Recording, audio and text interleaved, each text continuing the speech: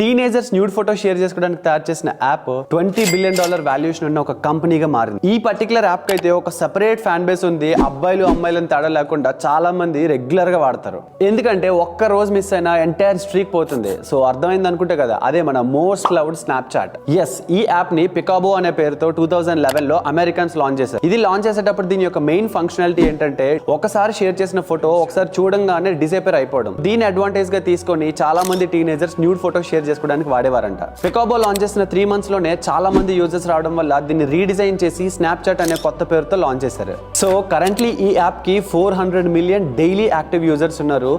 1 day లో 5 billion plus snaps upload అవుతాయంట. రోజు ఆ $5 బిలియన్ నెంబర్ టచ్ అవడానికి మన చుట్టూనే ఉండి మన మీదకి ఆ స్నాప్స్ తో దాడి చేసే ఆ స్నాప్స్టర్స్ ఉంటారు కదా, వాళ్ళకి రీల్ షేర్ చేయండి. అండ్ ఇలాంటి ఇన్ఫర్మేటివ్ కాంటెంట్ కోసం మన పేజ్ ని ఫాలో చేయండి. అండ్ బై ద వే, మీరు స్నాప్ వాడతారో లేదా కింద కామెంట్ చేయండి. See you tomorrow.